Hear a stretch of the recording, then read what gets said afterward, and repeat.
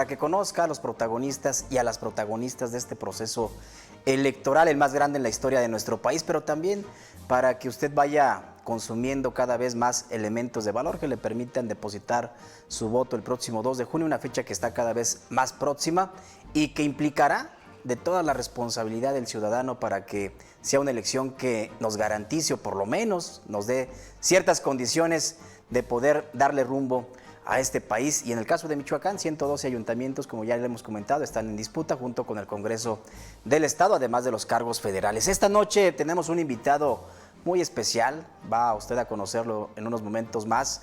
Es una persona que tiene una amplia experiencia en la consultoría política, no solamente en su país de origen, sino también en México y en otras nacionalidades. Bueno, ha tenido incluso que ver ahí con presidentes de Estados Unidos, con candidatos presidenciales de Estados Unidos y en nuestro país también. Autor, además, creador de una de las campañas más polémicas en la historia electoral de México, y ahorita le voy a dar algunos detalles. Pero antes déjeme presentarle a mi compañera conductora de esta noche y a mi compañero conductor.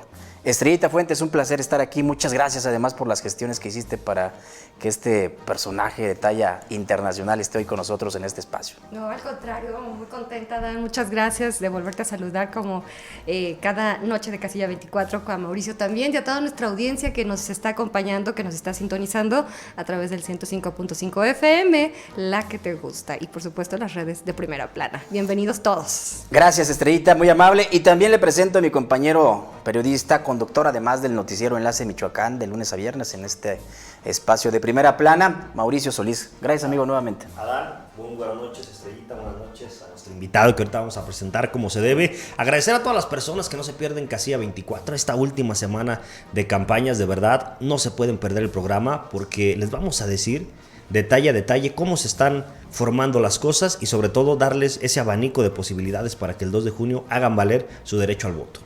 Perfecto, y sin más preámbulos, déjeme presentarle a nuestro invitado de esta noche. Él es conocido como el creador de presidentes, ahí se la dejo. Antonio Sola lleva más de la mitad de su vida asesorando a líderes, especialmente a líderes políticos, a los que desde la estrategia ha ayudado a crecer en sus responsabilidades. Ha trabajado en más de 400 campañas electorales, que lo han posicionado como uno de los 5 mejores consultores de estrategia política del mundo. También le comento que es embajador itinerante de Haití para el desarrollo de las inversiones y ha sido condecorado con la Cruz Oficial del Mérito Civil concedida por el Ministerio de Asuntos Exteriores y de Cooperación a propuesta del gobierno de España, solamente por comentarle ahí de manera muy superficial de quién estamos hablando hoy. Gracias, Antonio Solá, por estar aquí con nosotros. Al contrario, para mí es un gusto enorme acompañarnos esta noche en este fantástico espacio. En Primera Plana, en La Poderosa, la que te gusta. Así es, la primera. Ahí vamos. Oye, ¿qué te parece ese eslogan? No, muy bueno. Va a funcionar, ¿eh? Para tu campaña, creo que debemos de poner ese. Sí, te llenó el ojo. Obviamente, está buenísimo. Bueno, ok, es para lo que nos alcanza. Aquí también tenemos ahí como cierto talento, no creas que no.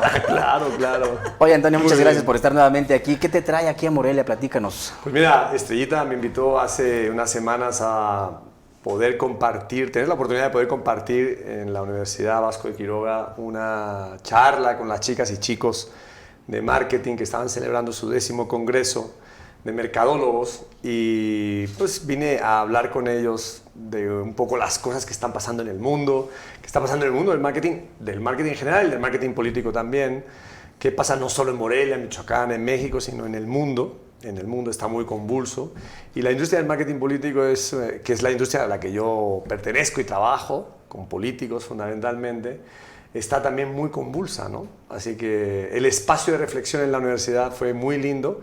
Estuvimos en la mañana, luego compartimos con los alumnos de Estrellita un almuerzo muy interesante también. Son chicas y chicos muy dinámicos, 18, 19, 20 años, tienen otra manera de pensar, de ver las cosas, y el intercambio, escucharnos siempre es bueno.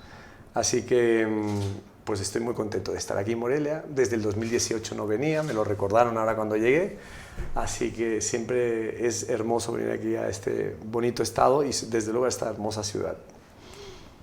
Estrellita, ¿Yo? adelante. Estrellita, dispara, por Te favor. dejamos los yo- honores del primer yo- tiro de yo precisión. De entrada quiero agradecerte mucho, Toño, tu generosidad, Al contrario. de tu tiempo, de hacerte el espacio, de venir a convivir, a conocer a los chicos universitarios aquí en la capital, de poder estar también aquí en Casilla 24. Es un honor para nosotros tenerte aquí, porque pues no eres cualquier personaje. O sea, estamos hablando de un hacedor de presidentes.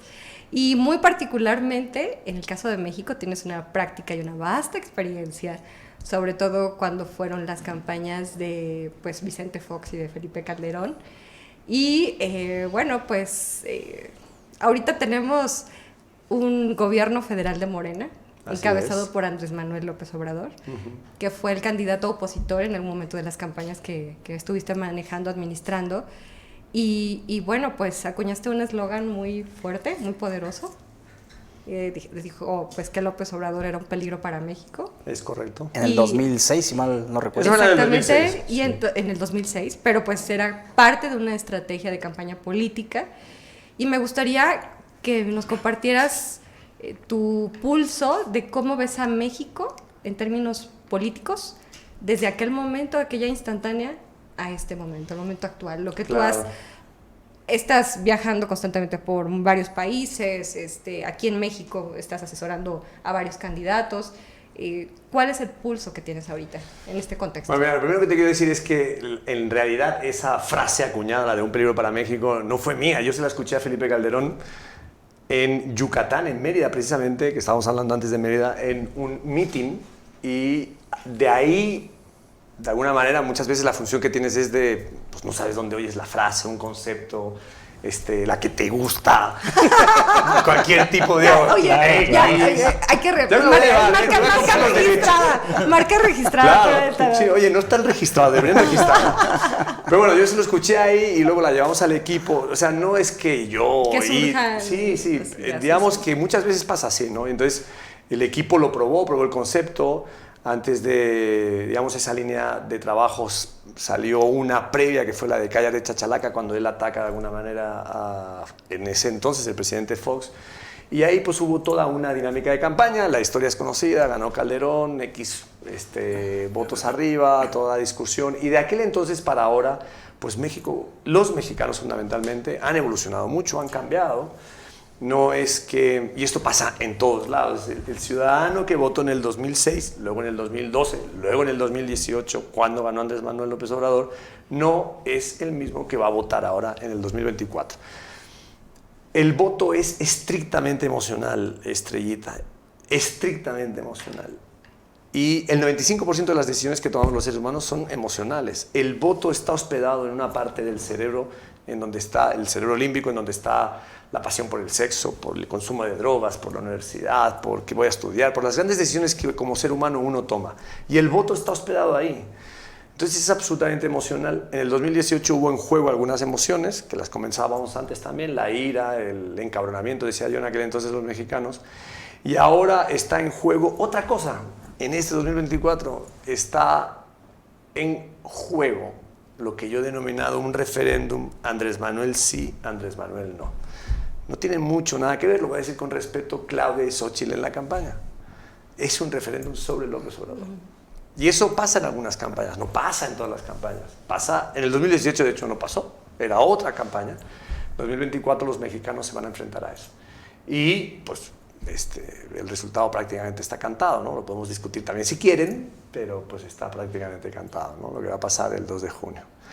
Entonces, así es como veo yo el país en este momento, ¿no? Entonces el perfil del electorado no es el mismo. No. Y entre otras cosas, mira, hoy estoy muy con chicas y chicos, no solo compartiendo en la universidad, sino luego en la comida, y te das cuenta de cómo la incorporación de esas nuevas generaciones está alterando la forma en la que votamos también las generaciones más mayores. Hoy el voto se decide de otra manera, se consume de otra manera, se transita de otra manera, se comunica también de otra manera, y pues eso es lo emocionante de esta profesión y de esta industria, ¿no? El mexicano y la mexicana que se va a enfrentar a las elecciones este 2 de junio va a, digamos, tomar en cuenta una serie de elementos que nada tienen que ver con, con los del 2018, ¿no? Y las nuevas generaciones van a incorporar procesos de decisión también muy relevantes, muy interesantes. Vamos a ver qué votan los segmentos, por ejemplo, entre 18 y 24 años, entre 25 y 32 años, y entre 32 más o menos y 40 años. Yo creo que son tres, digamos, capas poblacionales que en México son muy digamos, profundas y numerosas. Vamos a ver qué es lo que votan, ¿no? Vamos a ver qué es lo que votan. Si votan Claudia, votan Xóchitl, votan, ¿cómo se llama? Maynes, el Movimiento Ciudadano. O sea, vamos a ver qué es lo que votan, ¿no? Antes de pasar a esta parte que tú comentas respecto a que se trata de una elección ya cantada, Toño, preguntarte, entonces, Andrés Manuel, sin estar en las boletas electorales, es el jugador protagonista por lo que tú comentas en esta elección. Sin lugar a dudas, sin lugar a dudas. Mira, esto le pasa a algunas figuras políticas, no solo aquí en México, sino en el resto del mundo, digamos. Podríamos hablar de Lula, de Felipe González, que fue presidente en España. Podríamos hablar de Nelson Mandela en Sudáfrica cuando fue presidente. Podríamos hablar de Bill Clinton, desde luego, en Estados Unidos. Podríamos hablar de Álvaro Uribe en Colombia, podríamos hablar de Hugo Chávez en Venezuela, no importa si es derecha, no es un tema ideológico. Hay personas, es el caso de López Obrador, que logran, por las circunstancias que podemos analizar desde luego, trasladar, transferir su capacidad de liderazgo y de voto a sus candidatos o candidatas. Es el caso de Claudia. Claudia va a recibir el caudal de un fenómeno que representa hoy López Obrador. Para los que le guste y no les guste, esto es así, objetivamente hablando. Y eso pues es algo que va a pasar el 2 de junio y demuestra parte de lo que hoy López Obrador representa. Por eso el juego de Claudia y Xóchitl, y lo digo con respeto hacia ellas, porque va a ser muy bonito y muy interesante y muy importante que llegue una mujer por primera vez en la historia de México a presidenta, al menos en los tiempos modernos. Lo digo con respeto hacia ellas, el juego ha estado muy de la mano de López Obrador. Y cuando te refieres a una elección cantada, ¿cuál es tu pronóstico? Va a ganar Claudia Sheinbaum 15, 20 puntos arriba, eso es lo que va a pasar el 2 de junio. ¿Sí? 10, 15, 20 puntos. Pero dos dígitos, pues. Muy probablemente sí. Va a ganar. Va a ser la próxima presidenta. Sí. ¿Cuáles son los factores o los elementos que te llevan a ti a esa conclusión? Bueno, yo creo que primero López Obrador, que sigue, digamos, anclado en esta dinámica de ser un fenómeno que transfiere electoralmente la capacidad de voto a su candidata. En segundo lugar, a mí me parece que la campaña de Claudia ha sido una campaña ordenada, disciplinada, no se ha salido casi del carril que le marcaron, que se marcó ella misma, y eso es muy importante cuando tienes una campaña así y no tienes que hacer más que estar caminando y ser disciplinada. Pues eso es muy importante, me voy a levantar todas las mañanas para ser disciplinado. Eso tiene un valor, sí. Tiene un valor. O sea, no voltear a ver a cuando tú eres un técnico de un equipo de fútbol y le dices, oye, tú, delantero, vas a hacer esto, y lo hace, y dice, es un valor. Pero si le dices, oye, vas a hacer esto, y le da igual y hace otra cosa, entonces es otro valor. En el caso de Claudia, a mí me parece que eso lo ha logrado muy bien. Y en el lado de la oposición, a mí me parece que Xóchitl, a mí me parece, también lo digo con respeto, digamos, ha sido quizás una candidata que ha decepcionado el entorno de la alianza y de la oposición, que no ha logrado consolidarse en el marco, aun habiendo ganado las internas muy bien. Me parece a mí que no se terminó de consolidar ahí en una alianza que ha estado más esa alianza viendo por los intereses de los propios partidos que por los intereses de su candidata a presidenta, que no ha logrado, mira, esto que voy a decir, yo creo mucho en lo que le está pasando a esa campaña de Xóchitl, que no ha logrado dejar de ser el problema en México, la oposición, para pasar a ser la solución al final del túnel y poderle ganar a Morena o al establishment, digamos, o al gobierno, o a Claudia, que es la candidata del gobierno. Entonces, qué desgracia para la oposición. Bastante complicado el tema de Xóchitl Gálvez, y bien lo comentas, y lo comentábamos nosotros en alguna ocasión. Claudia Sheinbaum nada más está haciendo lo que le corresponde y no se sale de ahí. Pero te han tocado estar diferentes campañas, diferentes países, diferentes culturas, diferentes climas. Te ha tocado estar también en algunos búnkers en México. ¿Cómo es desde tu punto de vista, el mexicano en el tema de la política, me imagino que estar detrás de, muchas veces es impotencia, muchas veces, como tú dices, hay un director técnico que te dice qué hacer, cómo hacerlo, muchas veces tú has dado indicaciones, muchas veces se han acatado, muchas veces no. ¿Cómo ves tú al mexicano en el tema de la política respecto a los otros países? ¿Cómo describirías tú al mexicano en el tema político? Mira, México y el mexicano en general, pero México es una potencia mundial en consumo de política. Es una potencia mundial, es uno de los países que más invierte en la política, que más gestiona la política, que más sofisticada está a la hora de hacer campañas electorales, gestionar comunicación de gobiernos.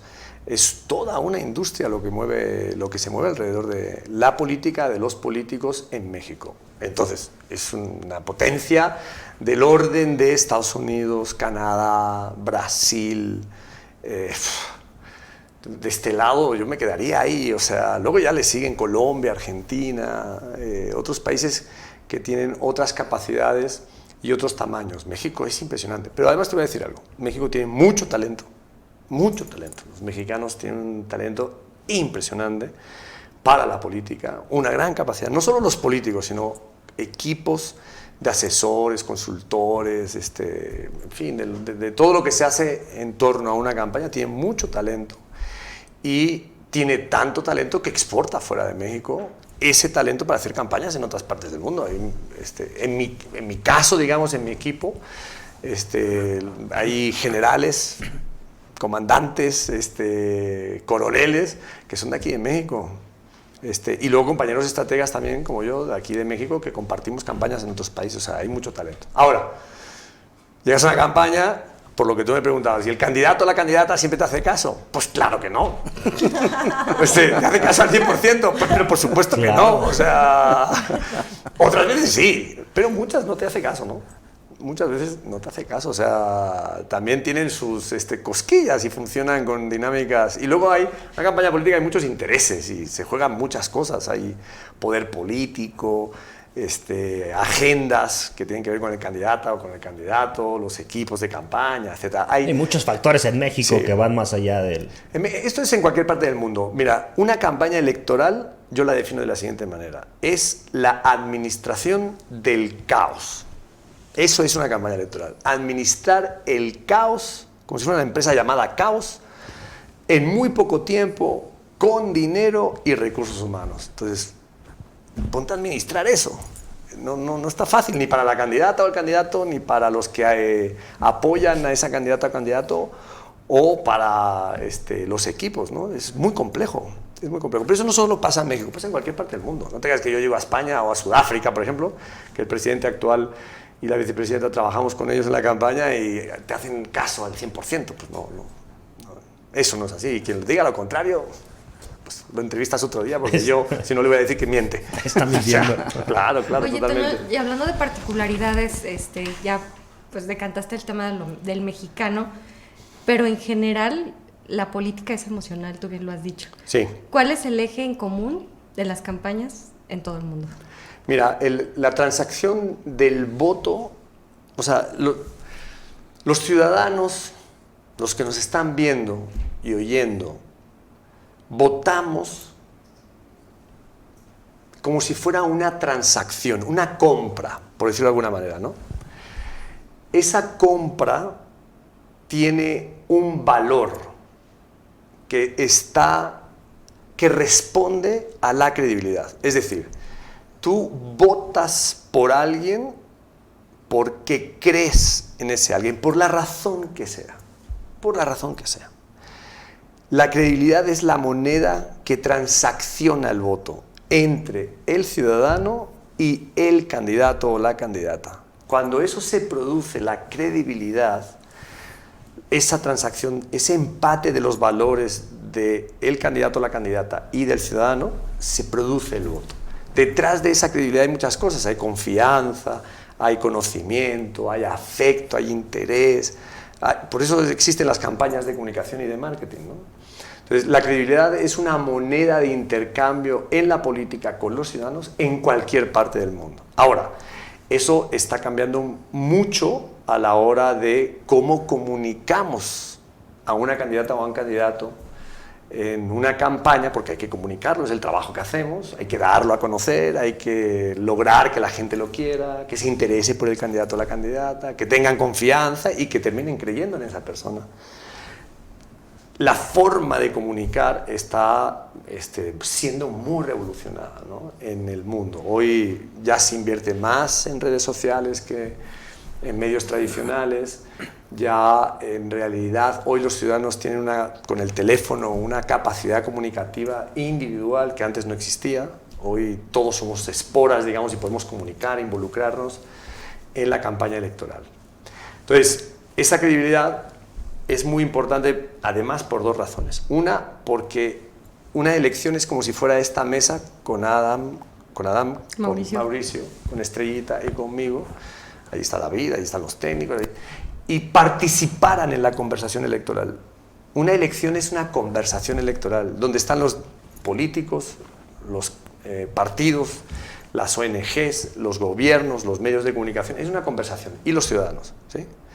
En esa conversación electoral uno decide por quién va a votar. Esto funciona así. Olvídense de los mapaches y de que los fraudes electorales. Vamos a suponer que en un país normal, que no hay ninguno en el mundo, pero bueno, en un país normal, en donde las elecciones son las que son, ¿sí?, la gente decidiría así, como estoy diciendo, en la conversación, llegando el día de la elección.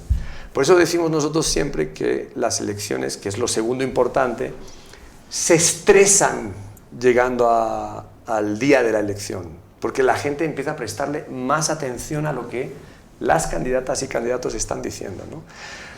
Esto, a lo mejor aquí a los que nos oyen y nos ven no suena un poco técnico, un poco a chino mandarín, pero eso es lo que en realidad pasa. Esto es una ciencia, digamos, la ciencia del voto, de las predicciones, es así, ¿no? Y funciona en todo el mundo igual, no es solo en México que pase aquí nada más, pasa en cualquier parte del mundo. Por eso, digamos, yo por ejemplo, ahora estamos haciendo campaña en 8 países, campañas presidenciales para los próximos 3 o 4 años. Tú llegas a un país, bueno, lo voy a poner con el ejemplo de la campaña presidencial que acabamos de terminar, que es en Liberia, un país de África.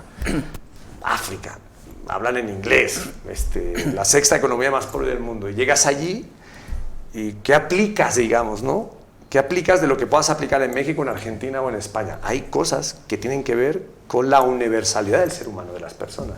Y luego ya las características de cada país, ¿no?